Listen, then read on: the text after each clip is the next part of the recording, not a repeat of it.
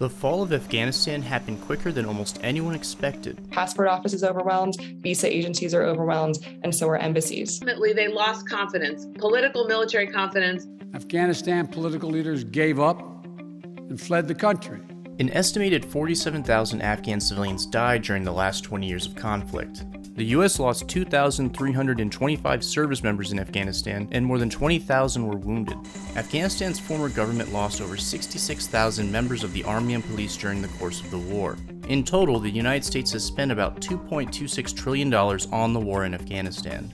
But before the final withdrawal could occur, the Taliban made rapid gains across the country. Considering we went to Afghanistan to oust the Taliban in 2001, to give it to them back on a silver platter, basically, with no resistance, no fighting, is where that sense of abandonment and betrayal actually comes from. And then you start watching them systematically suck up all the small provinces, so they're gaining traction. Some people have called it a blitzkrieg, and that's what it looked like at first. But it seems clear that actually Taliban commanders were calling up people all around the country, local mayors, police officials. As the country crumbled in the lead up to the withdrawal, tens of thousands of Afghans who helped coalition forces desperately sought refuge from the retribution of the Taliban. I would not take seriously, as some commentators unfortunately have, Taliban's offers of amnesty and promises they'll work with people and that people will be safe in their homes. We've already seen this isn't true. And on August 26th, a deadly attack on U.S. forces and Afghans seeking to flee left 13 service members and dozens of Afghans dead. They were heroes. Heroes who've been engaged in a dangerous, selfless mission to save the lives of others. With the world's attention on the massive international evacuation ongoing out of Kabul's international airport, it's apparent that no one could have predicted what was in store for Afghanistan in August of 2021.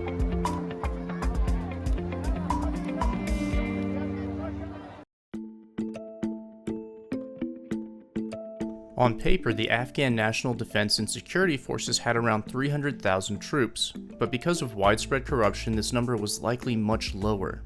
For years, I've been writing about the fact that the government was a corrupt government, that aid and money went in and these officials pocketed it, and the fact that Ghani and his cohort ended up taking, from what we understand, bags of money with them on their way out, again shows that money was more important than people's lives. During former President Donald Trump's final year in office, a peace deal was reached with the Taliban that would have all U.S. forces out of the country by May 1st, 2021. In his last few months in office, he accelerated the pullout of U.S. troops, leaving only 2,500 on the ground in January of 2021. The U.S. and the North Atlantic Treaty Organization committed to paying $4 billion per year for the Afghan National Defense and Security Forces until 2024, but that wasn't enough to stop the Taliban. The reality is there was no stalemate with the Taliban. The government has been losing its war against the Taliban steadily, week by week, month by month, since at least 2012, if not earlier. They've been losing districts across the entire country. And let's not forget, most of Afghanistan's population is rural in nature, and this is where the Taliban is at its strongest, or was at its strongest. So in order to recreate a stalemate, which we have previously failed to do, we would have actually had to add more forces into the country. The U.S. withdrawal took a dramatic turn on July 5, 2021, when the U.S. left Bagram airfield in the middle of the night without notifying Afghan officials. The Afghan National Security and Defense Forces were largely dependent on the U.S. for air support, medical support, and most importantly, logistics like wages and food. Kunduz, Herat, and Kandahar fell to the Taliban advance. Afghan government forces, low on supplies and demoralized by the U.S. withdrawal, negotiated and surrendered to the Taliban that besieged them. By August 14th, Jalalabad and Kabul were the only two major cities left. Surrounded and cut off, Jalalabad surrendered on the 15th. And they just marched across the country. There was a lot of shooting, but not nearly as much as one would have expected from a Taliban takeover.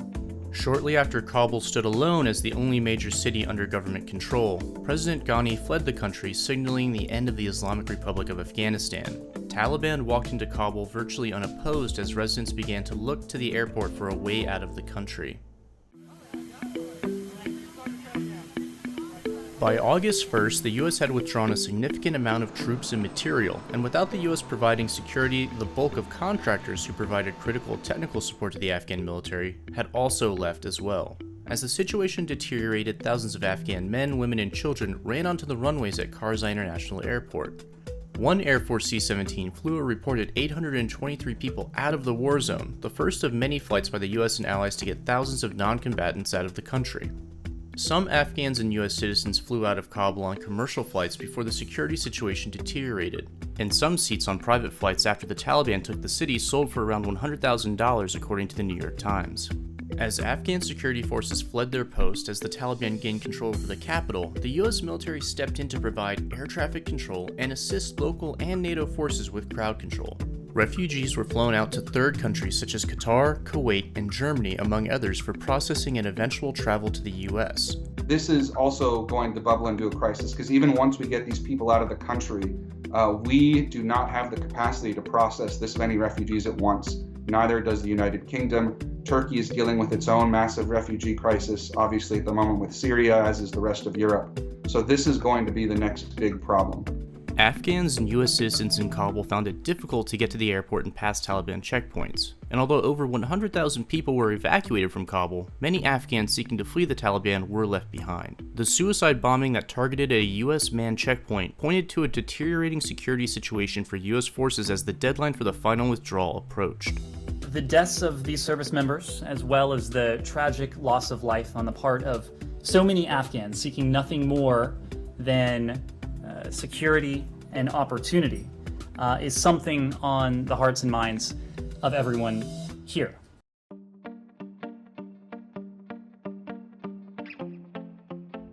The shocking image of Afghans grabbing onto a C-17 Globemaster cargo aircraft in a desperate attempt to flee made it clear just how high the stakes were in Kabul on August 16th.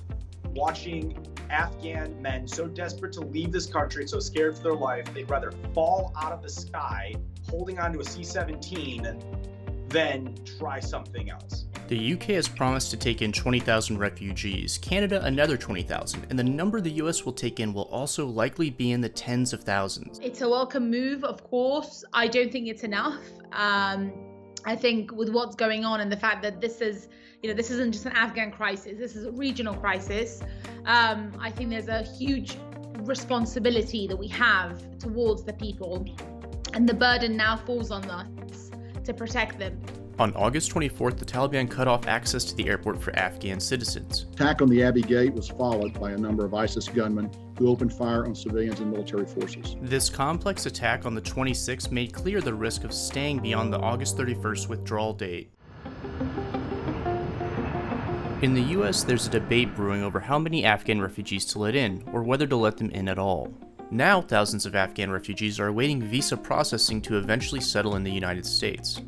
During the Trump administration, we know that Steve Miller was successful in actively undermining attempts to get the State Department in gear and get moving on this. But there's a bigger bureaucratic problem that moves across administrations is consular affairs at the State Department is chronically underfunded and under-resourced.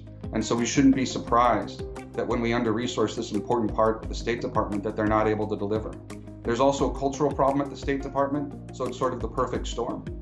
The Taliban have captured a significant amount of military equipment, and the US had spent $83 billion equipping the Afghan security forces over the last 20 years, which means that millions of dollars worth of items, including armored vehicles, small arms, and even aircraft, are now in the Taliban's hands.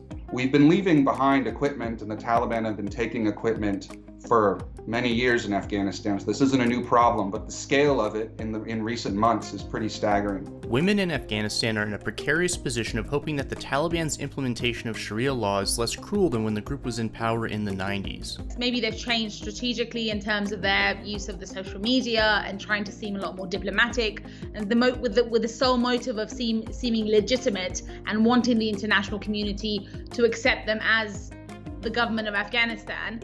But in reality, there's a lot of skepticism in terms of what those words mean. It's really unclear if the gains that have been made for women and girls in the country under a supported democracy backed by the United States as well as coalition forces, if that's going to continue or if those gains have been erased. Much of the Taliban's funding came through illicit markets, tax collection, and trade. When Kabul fell, only a small fraction of Afghanistan's reserves were available inside the country. The Taliban could be facing a cash crunch as they shift from an insurgent army to a governing body. Not like the US where, you check your bank account at 12:01 on payday that morning and you don't see it, you're upset, right? You're like, what the hell? Chase Bank or, for you CNBC, like, where's my money? Over there, it's like, we'll get it to you in a week, and 2 weeks later, maybe you get half of it, and you're like, well, thank God, my family can eat again. And the final piece when it comes to money is, is it enough to get them through the next 90 days?